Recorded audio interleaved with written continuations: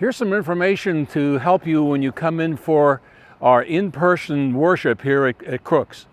We ask you to come no more than 15 minutes ahead of time, and when you arrive on Sunday morning, someone will be out front to guide you in to park your vehicle.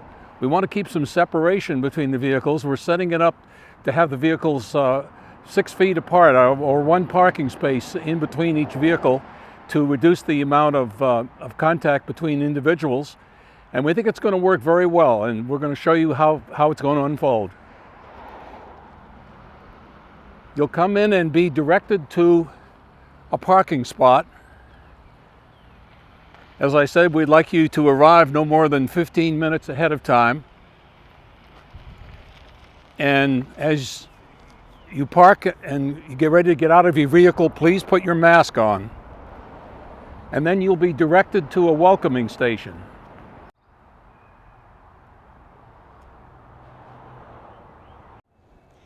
So after you've exited your vehicle, you'll come up first to the blue tent, which is our welcome station. You'll be greeted by our greeters who will make sure that you have RSVP'd, which we ask that you do by Wednesday of each week. The RSVP form will come available on Monday. We ask that you complete that by Wednesday.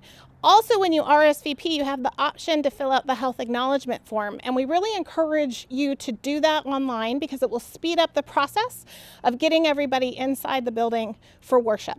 If you don't fill out the form ahead of time, then when you arrive to this table, there's a poster that you'll be shown, and you'll just simply be asked questions related to COVID regarding symptoms or any type of exposure you might have had. And then after you are finished here at the welcome station, you'll be handed off to an usher who will take you inside to find you a seat. All right, folks, after you've checked in at the welcome station, then you'll proceed to the main sanctuary doors.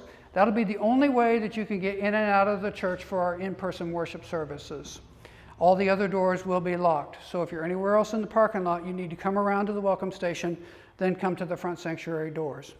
As you arrive into the narthex, you'll notice that the offering plate will be set there. That's for you, that if you're not doing e-giving, you can drop off your offering envelope either before on your way in or afterwards on your way out. You'll also notice that we have the hand sanitizer station set up, and we do encourage you that before you come on into the sanctuary to go ahead and hit that and sanitize your hands. From there, you'll come on in.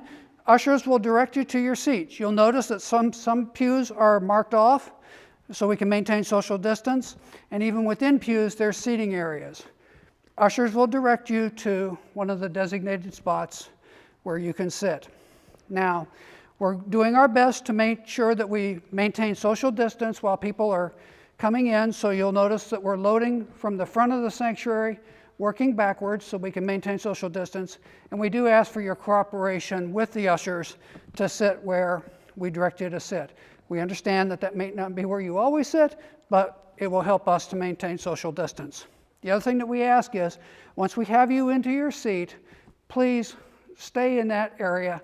Don't mingle, don't violate social distance, because we're just trying to minimize the risk of COVID transmission by keeping that social distance. All right, so now that you're here in the sanctuary, as you've already noticed when you sat down, it won't look exactly the way that it used to before. The other thing that you'll notice is that as one of our COVID risk mitigation factors, we're trying to increase the ventilation here in the sanctuary. So you'll see that the side windows are open and that the front doors are open. We know there may be a little bit of noise coming in, but as long as the weather allows it, we're going to open up those just so we can get a little bit more airflow here in the sanctuary.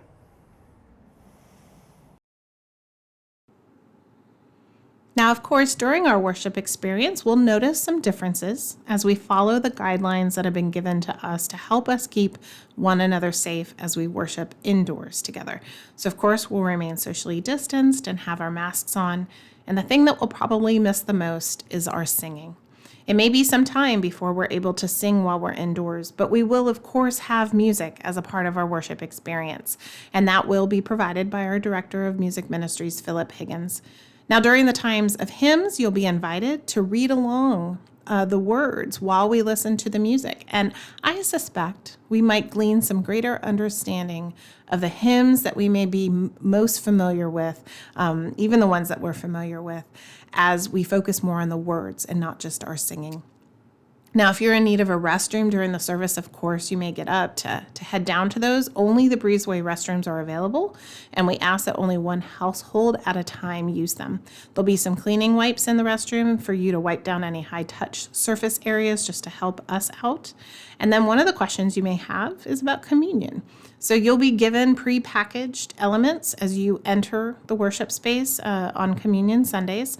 You'll hold on to those during the service, and they'll be consecrated while we're worshiping together. And then you will be guided to remove your mask momentarily to be able to consume communion together. And so we look forward to being able to have that opportunity to partake of the sacrament together in the space. So at the conclusion of the service, we'll ask that everybody please remain in your seats, keep your masks on. Pastor Lisa will dismiss us with a blessing, and she will come down the center aisle, and she'll head out the sanctuary doors where she'll be able to greet you upon your departure from the sanctuary. Then what we'll do is we'll have the ushers dismiss people just the opposite of how we brought people in. We'll work from the back and work our way forward so we can make sure that we maintain social distance. On your way out, if you didn't drop off your offering envelope and you have one, you can drop it off there. And then we ask that you go ahead and proceed directly on outside. Don't gather here in the narthex. We do ask that people, upon their departure, maintain social distance while you're on the church property, keep your masks on, and we ask that we keep the mingling down to a minimum, and that'll all these measures will help us keep the risk of COVID transmission to a minimum.